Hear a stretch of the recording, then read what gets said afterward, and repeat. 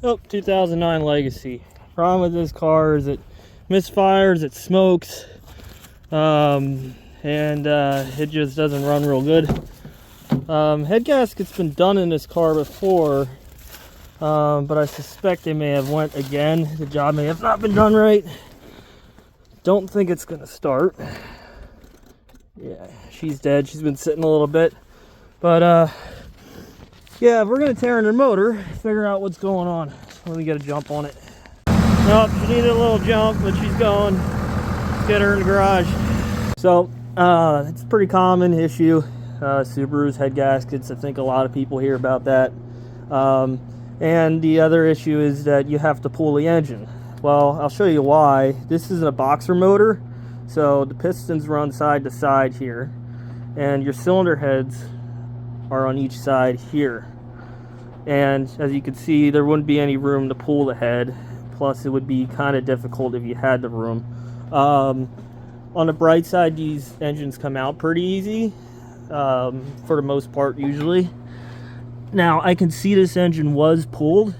So, from what I was told, this did have head gaskets done in it before, and actually pretty soon before I owned it. So, I'm assuming that either the heads weren't resurfaced, or the job just wasn't done right, or there's something else going on. But either way, the engine has to get pulled, and we're gonna figure out what's going on inside.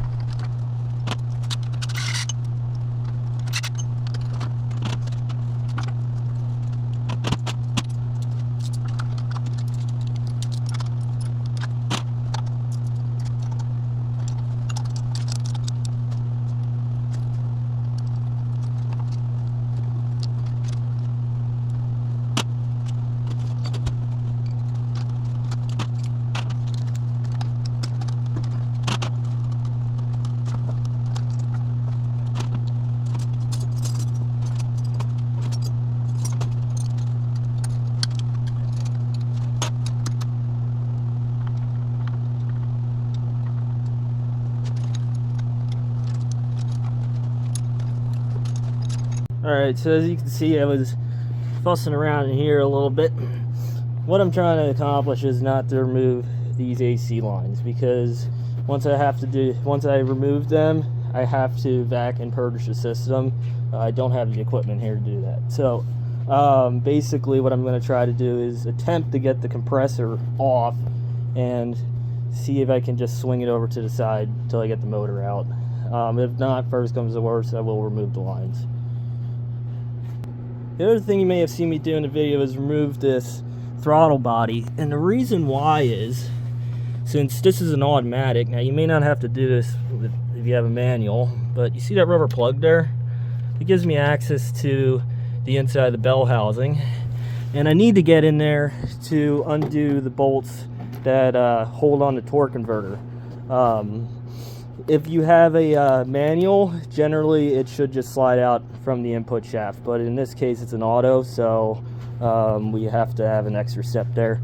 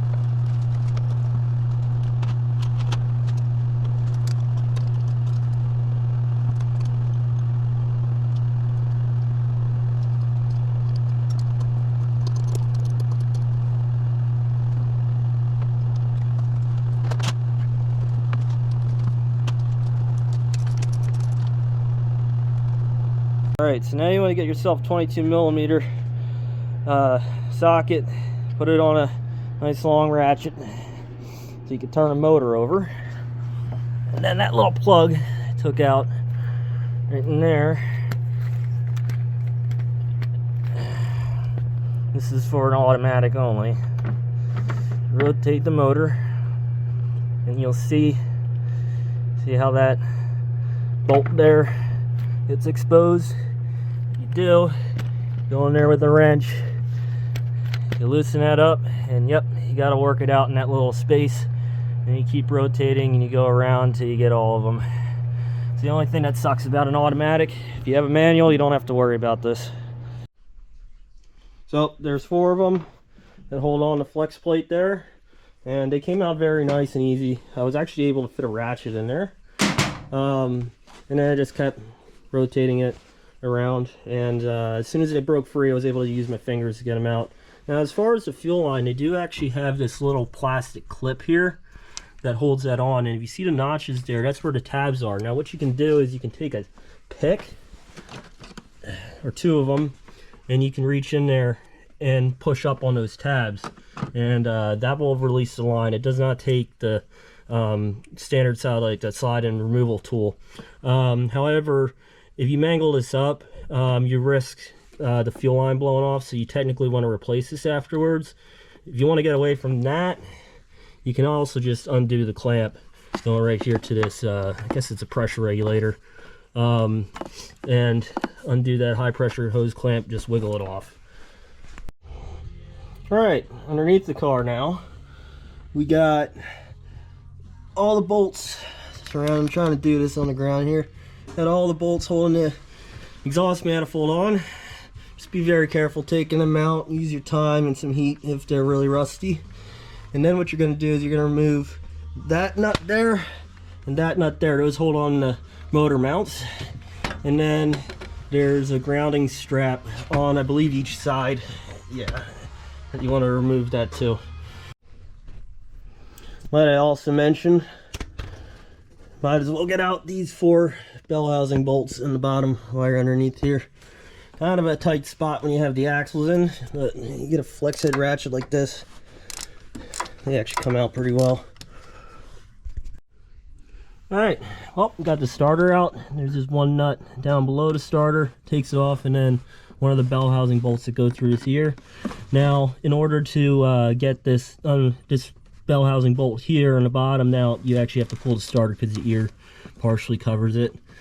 So we got the 4 out in the bottom, and then now all we have is that one there and these 2 here, and no, we have that one out already. So that's all we got to remove, and we're gonna leave one in the top till I get this thing strapped onto that cherry picker there, because you just don't want that to fall or do anything stupid. So all right, engine's out, it's on a stand. Kind of skipped through it a little bit because it's just basically me kind of wiggling it out of there, but yeah, that's all you need to do to get these engines out. And honestly, I highly recommend, up in my area, Harbor Freight has these stands. They're fairly cheap, makes a world of a difference to work on a motor, because you can rotate it however you want. And yeah, so but yeah, that's all there is to it. The next part, I will be disassembling the motor, and we're going to figure out what's going on inside.